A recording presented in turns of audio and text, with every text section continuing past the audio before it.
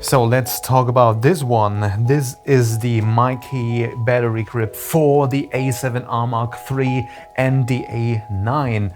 And like I said in my first impressions video, I'm kind of surprised how good for the money it is. So you have all the stuff you expect from a battery grip. You can store 2 batteries in there. Those slide in here. This is fine. Like I said in my video, you have a joystick, you have all the buttons, relays, on-off switch. The fit is alright, I have to say. I mean, the color is a bit off maybe, but then again, you don't spend too much money on it. The fit itself is fine. It's made for the A9 as well. The A9 is a bit bigger, I think, so there's no wiggle. It fits perfectly. It's tight. It doesn't lose up over time. No connection issues whatsoever. Perfect. So nothing on this side. Now the buttons, yes, they feel a bit cheap, but you get a little bit more pushing feedback from them.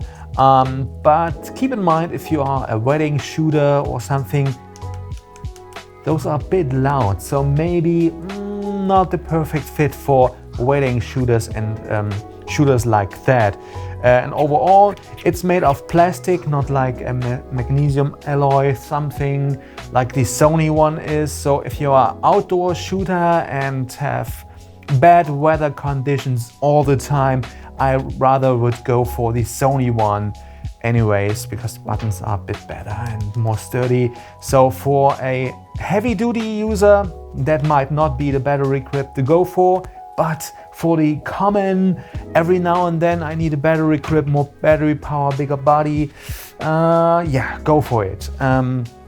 The joystick works fine. I turn it on, both batteries show up. Like I said, no connection issues here.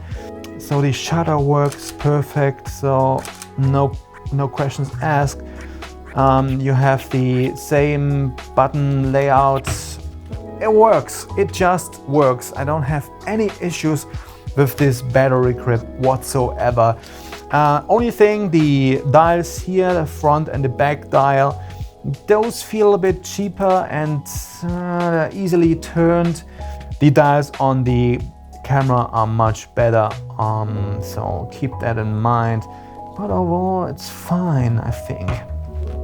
So, 2 questions I got asked the most. Do the batteries inside lose power over time? So, do they get drained by the battery grip? Yes and no. There's a wireless thing in there to connect to the remote. I talk about it in a minute. And yes, that drains a bit battery power if you have the battery grip on. If you switch it off, you don't lose battery charge. The batteries stay charged. If you have it on, you lose like 5 to 10% of battery charge over like 5 to 8 hours. So not much, but there is a little bit of a caveat there. So keep that in mind, always turn it off.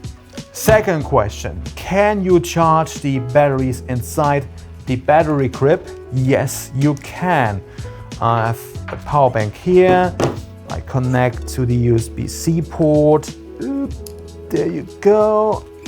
Keep in mind, now it flashes, so keep in mind you have to turn the battery grip on for that though. So now it's not flashing anymore. Now the batteries get charged. So you lose like 5 to 10 minutes of charge time by the wireless battery or power consumption, but that's okay. So we don't talk about hours longer charging, it's just a few minutes. So yeah, that is good news. So as you can see, you can power the camera with an external power bank or whatever, even with the grip installed. Next up, the remote. You can take photos.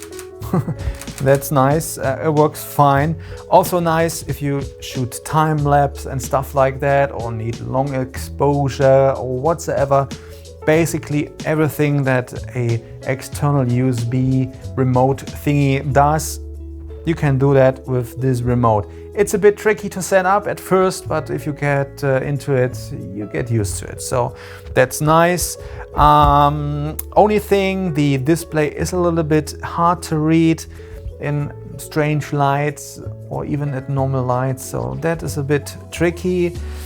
But other than that, there's no issue with this remote.